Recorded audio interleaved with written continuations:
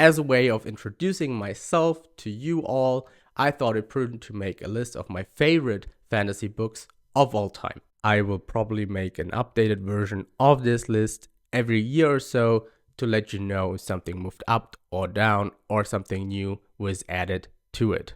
Now, let's get into it. In my number 10 spot, and I'm surprised it's not higher on this specific list, is A Darker Shade of Magic by V.E. Schwab. If you have not read the Darker Shade of Magic series, I highly recommend it. It's one of my favorite series of all time. The character work is excellent. I really like the magic system. The world building is super smart and concise. You basically have one city in 4 different versions where the plot and the story is happening. So you don't need to learn about a massive big world. It really focuses on the characters and what they are doing in that world and the story that is unfolding there. And number 9 is a book that I want to reread for quite some time now, The Magician's Guild by Trudy Canavan. Trudy Canavan has a lot of different magic series, but this was the first one that I read. I was, I think, 14 or 15 the first time around I read those books, and I really love them. I love the magic system, I love the world, I love the rebellion against this society and the system that the people live in. It was just overall a very cool story to read, especially considering that it's just this classic underdog goes to magic school, learns about the true nature of that world, and then tries to change its story, but it's still written in a very interesting and creative way. Number 8, a book that I will never stop recommending to people because so many people don't seem to know it exists, which is Blood Song by Anthony Ryan. This is the first book in the Raven Shadow novel trilogy, and I've recently learned that he is continuing this series, so I'm very excited to reread those books and jump into the sequel series. This is very much an epic fantasy. There is not a lot of politics or intrigues happening in this series. It's mostly about the fighting, the skirmishing, the military movement, and also the military training of our main character in that world. What makes these books stand out is the way Ryan is working with magic in this world. He chooses to make the magic system something really subtle. There is no clear knowledge that there is magic in the world.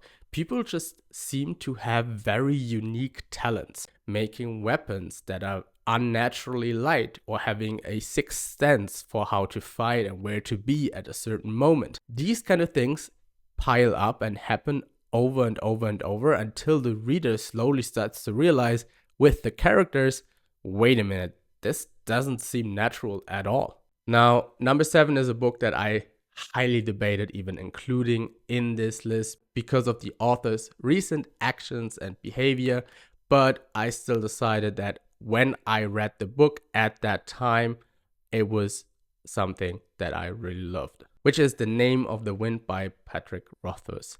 I don't know if I would like the book as much now if I would read it, but when I read it, I was like 16, 17 years old or something.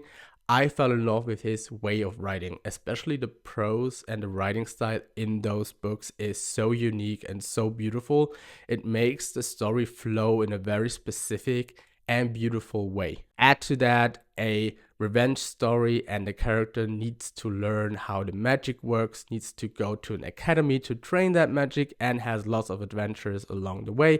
It just makes for a very interesting and immersive tale that you can really sink into. However, warning, I personally don't think Rothfuss will ever write the 3rd book in that series. So be aware that this is an unfinished series with no ending in sight so far. At number 6, one of my favorite authors of all time with one of my favorite series of all time, The Final Empire by Brandon Sanderson. This is the first book in the Mistborn Era 1 trilogy, and I just fell in love with the characters and I fell in love with the magic system.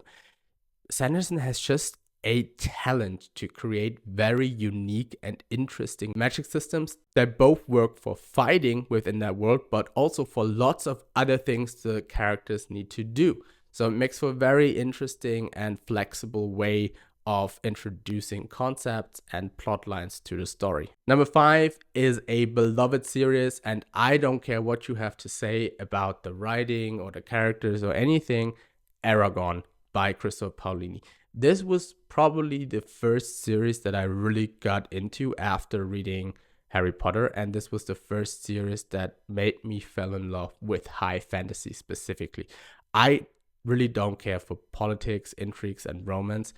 Aragon really represent what I enjoy and love in the series. And you can really see how Paolini as a writer grew within that series. In my number 4 spot, a book that really shook me when I read it, The City of Dreaming Books by Walter Merz. This book has just a very unique way, similar to The Name of Wind, to talk about the characters and the concept of the world. It's a very strange experience, but the plot and the way the book is dealing with creativity and the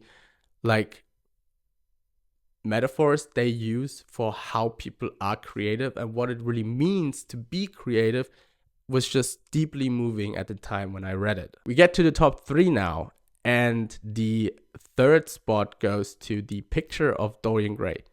The Picture of Dorian Gray is a very unique story, especially if you consider the time and the context in history where Oscar Wilde wrote that story.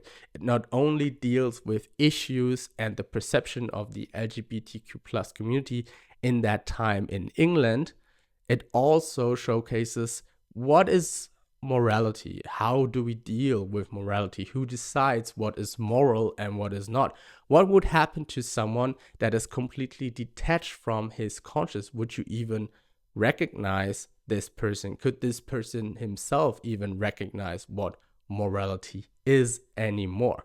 And how would that affect you going forward? Number 2. Now we get to my favorite authors, which is Robin Hobb. Robin Hobb is the writer of The Realm of the Elderlings, and The Assassin's Apprentice, which is the first book in the Farseer trilogy, is one of my all-time favorite books. Hobb has the most detailed, beautifully immersive writing you can ever find. We live with the character through the eyes of the character within that world. And if you allow that to happen, if you really just sink back and be like, okay, I'll give you a chance. I don't have anything to do. I'll take my time. Take me with you. You get rewarded for that foundation of trust and for that foundation of intimacy that you build with the character, because the story and the books get more and more epic as you go along. And these connections, this knowledge, and how well we know those characters will come to play massively and pays off in the long run, which is why I am very excited to continue the Realm of the Elderlings, because the Farseer trilogy is just, it's just number 2. It's the best. It's one of the best series I have ever read in my life. And the top spot goes to The Way of Kings by Brandon Sanderson. Now, Assassin's Apprentice was a great book. The Way of Kings is an even greater book. Not necessarily objectively speaking, but personally speaking. The Way of Kings deals with Kaladin and the story of some other characters and how they live in a world perpetually haunted by storms and how they need to fight this. And each character finds themselves in a different kind of situation and point in the world. And the first book, The Way of Kings, is very much the setup for the rest of the Stormlight Archive series, where every character needs to get where they need to go, needs to learn what they need to learn, and then arrive. However, Kaladin's story especially resonated with me as someone that is suffering from depression since I was a teenager, and Sanderson manages to portray those struggles so accurately that even now, thinking about certain scenes in The Way of Kings makes me tear up. It's just, every time I read those books, it hits me again, and I feel so deeply connected to this character that this will always be my measurement for any kind of 5-star book, and this will be forever on my number 1. I hope this video can serve of some kind of introduction to you on what type of books I like, what content you can expect here. So if you like that stuff, feel free to subscribe, and we will see each other in the next video.